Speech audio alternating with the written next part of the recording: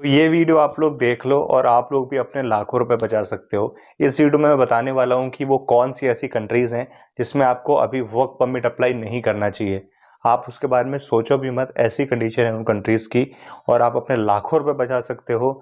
ये video last तक देखिए। इससे पहले अगर आपने अभी तक हमारे चैनल को सब्सक्राइब नहीं किया है, चैनल को सब्सक्राइब कर लो। काफ़ी इंफॉर्मेटिव वीडियोस आप लोग को इस चैनल पे मिलेंगी।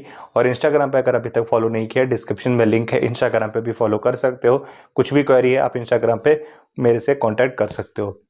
तो उन कंट्रीज़ की लिस्ट में सबसे पहले जो कंट्री है ना, जिसके लिए आपको देखना भी नहीं चाहिए, वो है पोलैंड। अब काफ़ी ज़्यादा लोग आप लोगों को प्रमोट कर रहे होंगे पोलैंड के लिए। वो इसलिए प्रमोट कर रहे हैं बिकॉज पोलैंड का work permit only 300 to 400 Euros में उनको मिल रहा है। 30 से 35 हज़ार पर उनको वर्क परमिट मिल रहा है, जिसको वो आप लोग को 2.5 से 3 लाख रुपए में बेच रहे हैं। तो सीधा सीधा उनका 2 से 2.5 लाख रुपए बच रहा है। ये सबसे बड़ा रीज़न है कि आप लोग को पोलैंड का प्रमोट किया जा रहा है। अब उसमें सीजनल भी आ रहे हैं, नॉन सीजनल भी आ रहे हैं। नॉन सीजनल और सीजनल, सीजनल जो होते हैं 6 से 9 महीने के होते हैं, उनकी तरफ तो आपको सोचना भी नहीं है। बिकॉज सीजनल का वर्क परमिट आपका आएगा, जब तक आएगा तब तक उसके 1.5-2 महीने निकल जाएंगे। पेमेंट का कोई आता पता नहीं, आपको 1 महीने में मिलेगी, आपको 6 महीने में मिलेगी, आपको 1 साल में मिलेगी। मैंने ऐसे ऐसे लोग देखे हैं जिनको 1.5 साल हो गए हैं और उनको अपॉइंटमेंट पोलैंड की नहीं मिली है।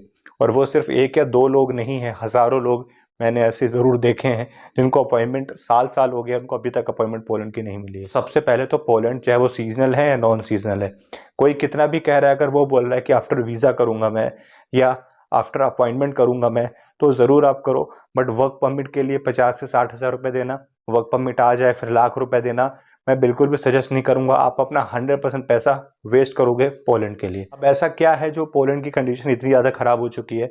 2023 से ही कंडीशन काफ़ी ज़्यादा ख़राब है पोलैंड की, अगर मिड से हम बात करें, और कोई भी इसके ऊपर वीडियो नहीं बना रहा है। मतलब कोई सोच भी नहीं रहा है कि हम इसके ऊपर वीडियो बनाएं, लोगों को सावधान करें, लोगों का पैसा बचवाएं।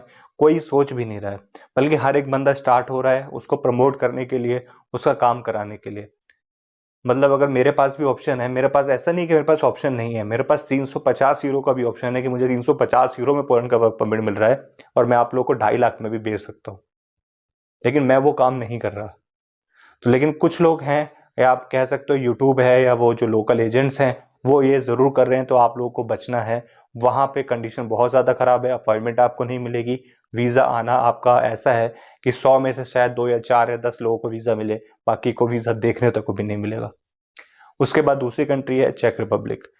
चेक रिपब्लिक की भी कंडीशन कुछ ऐसी हो चुकी है पोलैंड की तरह।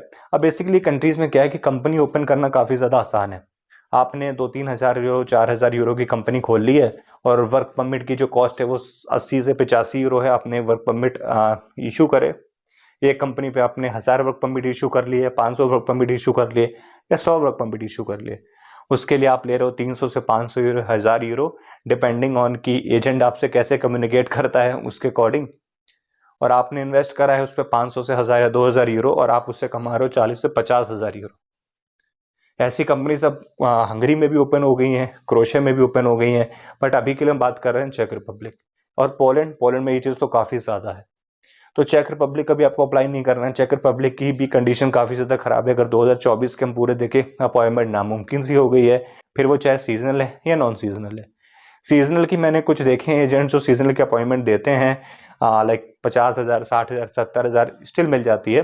बट नॉन सीजनल की वो भी मिलना मुश्किल है। तो नॉन सीजनल का जो 1 साल का होता है, 2 साल का होता है, 3 साल का होता है, उसके लिए वो भी अपॉइंटमेंट मिलना मुश्किल होता है। तो अब जो ये वर्क परमिट है, वर्क परमिट क्या होता है? ये वर्क परमिट एक पीस ऑफ अप्रूवल होता है, यानी पीस ऑफ पेपर होता है आप तरीके का मान लो, जो कि आपको अलाउ करता है कि आप उस कंट्री में काम कर सकें या वर्क कर सकें। बट कंट्री में एंट्री लेने के लिए क्या चाहिए होता है आपको? वीज़ा। तो वीज़ा जो देती है वो एम्बेसी देती है। ऐसा नहीं होता है कि आपका वर्क परमिट आ गया, फिर वो चाहे पोलैंड का है या चेक रिपब्लिक का है, और आपको उस कंट्री का वीज़ा मिल जाएगा। ऐसा बिल्कुल भी नहीं होता है। यही सेम कंडीशन जो पोलैंड की है वही चेक रिपब्लिक की है। चेक रिपब्लिक की अपॉइंटमेंट जो है वो गल्फ से, कुवैत वगैरह से काफ़ी ज़्यादा लोग अभी अप्लाई कर रहे हैं। वहाँ से थोड़ी सी ईजी थोड़ी सी, मतलब कि इंडिया वहाँ पे मिल जाती है।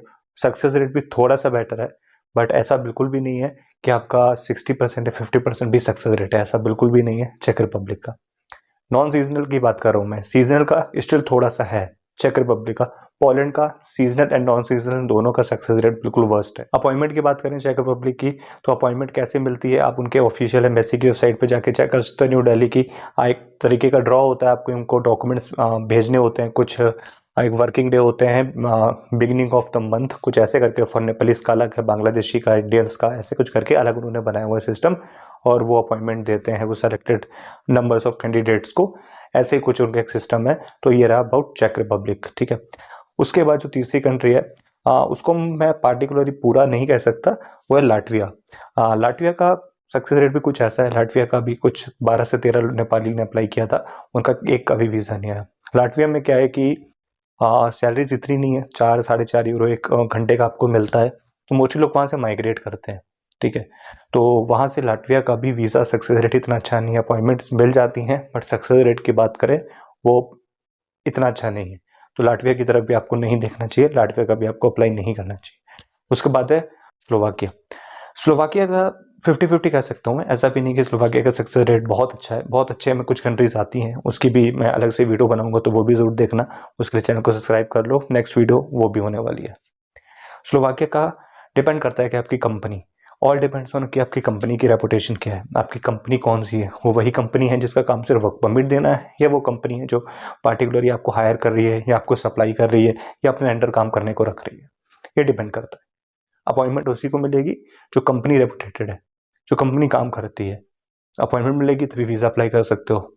वीज़ा अप्लाई किया, ना मिलना वो बात की बात है, बट उसके लिए आपका अपॉइंटमेंट मिलना ज़रूरी है। आखिर कभी काफ़ी ज़्यादा लोग एजेंट के चक्करों में पड़ते हैं कि भाई हमें पैसा दे देंगे, हमें अपॉइंटमेंट मिल जाए, बट एम्बेसी ने खुद ये चीज़ मुझे बोली है। जब मैं एम्बेसी में विजिट किया था 3-4 महीने पहले की बात है, कि हम कैंडिडेट्स का रिप्लाई नहीं करते, हम एजेंट्स का रिप्लाई नहीं करते, हम किसका रिप्लाई करते हैं, कंपनी का। कंपनी को बंदा चाहिए, कंपनी हमें मेल करेगी, हम वेरीफाई करेंगे, देन उसके बाद जो उनका फर्दर प्रोसेस है वो करते हैं। तो स्लोवाकिया भी कुछ एक कंडीशन में आ जाती है। वैसा नहीं है कि स्लोवाकिया में मैं 100% बात करूँ, वैसे बोलो 50-50 Slovakia, depend on company. Company क्या है, कंपनी कैसे वेरीफाई करे, इसका कुछ खास कर तरीका नहीं है कि भाई ये कंपनी है तो इसका ऐसा अच्छा है, ये कंपनी है तो इसका खराब है, ऐसा कुछ भी नहीं है किसी भी कंट्री के केस में। ऐसी कंट्री की बात कर रहा हूँ जिसका बेसिकली होता ही नहीं है, लेकिन यूट्यूब पे ऐसे हवा बना के रखा हुआ है, उसका इतना ज़्यादा प्रमोट किया हुआ है कि हर एक बंदा वहीं पहुंचा हुआ है ऐसा करके। तो वो लग्जमबर्ग, भाई उस कंट्री का वर्क परमिट मिलना ऐसा है कि आपकी लॉटरी लगना, ना के बराबर है। अभी तक मैंने तो कोई बंदा नहीं देखा जो वहाँ पे गया हो वर्क परमिट पे, लेबर कैटेगरी की जॉब पे, जिस पे सबसे ज़्यादा प्रमोट करते हैं। तो वहाँ पे होना ही इम्पॉसिबल है। तो उसके लिए काफ़ी ज़्यादा लोग प्रमोट करते हैं, अपना पैसा वेस्ट मत करो मेडिकल के नाम पे, ऑफर लेटर के नाम पे, आफ्टर वीज़ा के नाम पे, या रीच के नाम पे, या जैसे भी है, अपना बिल्कुल पैसा वेस्ट मत करो। 99% जितने मैंने देखे हैं ऑफर लेटर लग्जमबर्ग के, वो मेरे को फेक ही मिले। मतलब एक भी मेरे को ओरिजिनल नहीं मिला है, क्या एक भी बंदे ने ये नहीं बोला कि भाई मैं वहाँ पे गया हूँ, ये मेरा वीज़ा है। तो इससे भी बच के रहो, काफ़ी ज़्यादा स्कैम होता है। उसके बाद कुछ इसी से रिलेटेड कंट्री है फिनलैंड। फिनलैंड का भी काफ़ी ज़्यादा स्कैम होता है, उसके लिए भी बिल्कुल अप्लाई मत करो। मतलब 1000 या 2000 या 5000 होंगे तो उनमें से एक आधे का तुक्का लगे, उसका सही हो तो सही हो। फिनलैंड मेरे नोन कुछ बंदे गए हैं, बट असलियत में उसके अलावा मैंने नहीं देखे हैं। तो उनके चक्कर में भी पड़ने से बेहतर है कि आप कुछ ऐसी कंट्री देखें जिनका होता है। फिर से बोल रहा हूँ, उसके लिए मैं अलग से वीडियो बनाऊंगा कि कौन सी ऐसी कंट्रीज़ है जिनका भी सक्सेस रेट अच्छा है, आप उसको अप्लाई करो। इन कंट्रीज़ को अवॉइड करो, इन कंट्रीज़ के बारे में सोचो भी मत। तो फिनलैंड की भी कंडीशन है कि फिनलैंड का आप सोचना, आप सोचोगे, आप एजेंट ढूंढोगे, एजेंट आपको बताएगा कि जी मेडिकल कराना है, कोई एजेंट बोलेगा कि आपको इतना पैसा देना है, कोई बोलेगा कि यहाँ से यहाँ पे पहुँचा दें, कोई कहेगा कि हम टूरिस्ट वीज़ा लगवाएंगे। तो वहीं पे आपके साथ स्कैम होने के सबसे ज़्यादा चांसेस है। तो फिनलैंड के बारे में भी आपको बिल्कुल नहीं सोचना है और अवॉइड करना है फिनलैंड। अब जो मैं कंट्रीज़ का नाम लेने वाला हूँ, बेसिकली ये 3-4 कंट्रीज़ हैं, और इनमें कभी कंडीशन अच्छी होती है, कभी कंडीशन ऐसी हो जाती है कि कोई पता ही नहीं है, हम कुछ बोल भी नहीं सकते। उनमें मैं सबके बारे में बताऊँगा। उनमें माल्टा भी है, उसमें हंगरी भी है, उसमें लिथुआनिया भी है, ठीक है। ये 3 कंट्रीज़ हैं। अब तीनों की हम बात करते हैं शॉर्ट में, ठीक है, नहीं तो वीडियो काफ़ी ज़्यादा लंबी हो जाएगी। तीनों का मैं प्रॉपर आपको रीज़न देने वाला हूँ कि क्यों कंपनी कैसे रेपुटेटेड होती है, कंपनी कैसे अच्छी होती है। सपोज कंपनी ने 10 वर्क परमिट इशू करे, 10 में से 8 का वीज़ा लगा, वो स्टार्टिंग की नई कंपनी है, उसमें से 8 का वीज़ा लगा, उसने 8 में से 7 बंदों को भी अगर प्रॉपर सप्लाई किया है, उस रिक्रूटमेंट एजेंसी ने 8 बंदों को भी सप्लाई किया है, तो वो कंपनी की रेटिंग या वो कंपनी की रेपुटेशन अच्छी हो जाएगी। या तो फिर उनमें से कुछ बंदे हैं जो किसी थर्ड कंट्री में माइग्रेट कर गए, या उनमें से कुछ बंदे हैं जिनको आधे से ज़्यादा या 3 या 4 या 5 जिनको जॉब नहीं मिली, वहाँ पे वो इधर उधर भटक रहे हैं, उन्होंने कहीं और पे जॉब ली, वो कहीं और काम करे, तो कंपनी की रेपुटेशन डाउन जाएगी।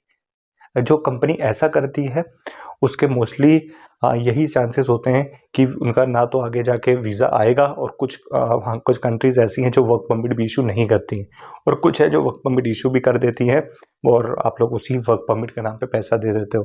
तो हंगरी में ये चीज़ भी है, और कुछ कंपनीज ऐसी भी हंगरी में खुली हुई हैं जो सिर्फ रजिस्टर्ड है, आप उनको ढूंढोगे जाके आपको मिलेंगी भी नहीं, वो सिर्फ वर्क परमिट आपको निकाल कर दे देंगी 1000, 1500, 2000 यूरो में।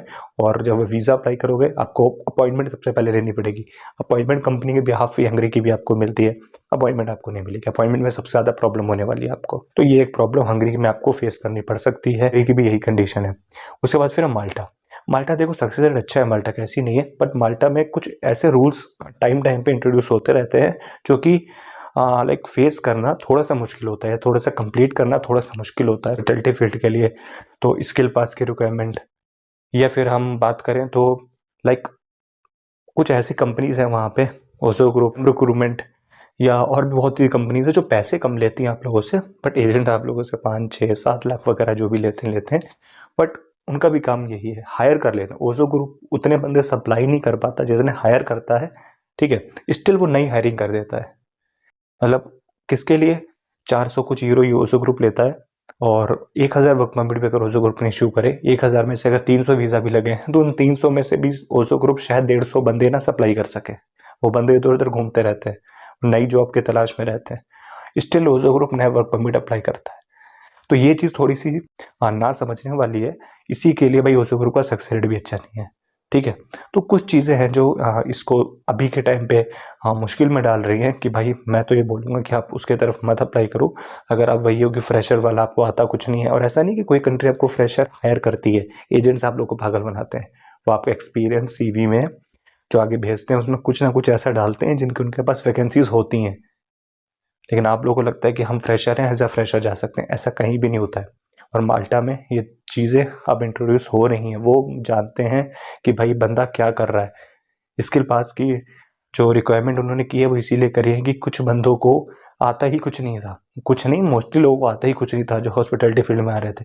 कैसे ऑर्डर लेना है वेटर को यही नहीं पता था, ठीक है। तो ये चीज़ों की वजह से ही स्किल पास इंट्रोड्यूस किया है कि भाई आपको एटलीस्ट कुछ नॉलेज तो हो कि आप यहाँ पे आ रहे हो, तुमको स्किल वर्कर ही चाहिए, ठीक है।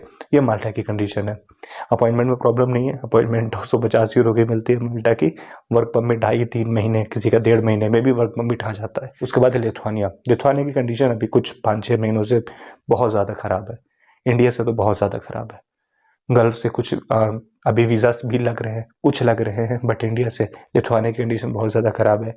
खासकर TRP वाली अपॉइंटमेंट मिलना मुश्किल है लिथुआनिया की, बिकॉज लिथुआनिया में एक शॉर्ट ऑक्यूपेशन लिस्ट वाला है जिसके लिए आपको वर्क परमिट नहीं चाहिए। माइग्रेस वाला जो है ना, वो कुछ है जिनके लिए आपको स्टिकर वीज़ा जो लगता है उसके लिए वर्क परमिट प्रॉपर चाहिए और अलग से रिक्वायरमेंट है, उसके अपॉइंटमेंट ईजिली अवेलेबल है। बट मैं TRC की बात कर रहा हूँ, उनके लिए मुश्किल है लिथुआनिया की। तो ये लिथुआनिया के बारे में था, मैंने शॉर्ट में बताया है। ये जो कंट्रीज मैंने बताई हैं उनमें तो आपने सोचना भी नहीं है, जो स्टार्टिंग में मैंने बताई है चेक रिपब्लिक, पोलैंड, माइंड से निकाल दो। ऐसा भी नहीं कोई कंट्री है जिसका ओवरऑल बहुत सही है, 100% वीज़ास आते हैं, ऐसी कोई कंट्री नहीं है एज फॉर नाउ। बट मैं अलग से वीडियो बनाऊंगा, वो वीडियो ज़रूर देखना, चैनल को सब्सक्राइब करो, जिसमें मैं आप लोग को बताऊंगा कि भाई आप उन कंट्रीज़ में अप्लाई करें किस कंट्री का सक्सेस रेट अभी के लिए अच्छा है, ठीक है। तो चैनल को जरूर सब्सक्राइब करो। इंस्टाग्राम पे नहीं फॉलो किया, डिस्क्रिप्शन में लिंक है, इंस्टाग्राम पे भी फॉलो कर सकते हैं। आगे भी मिलते हैं एक ऐसी इंटरेस्टिंग वैल्यूएबल इंफॉर्मेशन के साथ नेक्स्ट वीडियो में।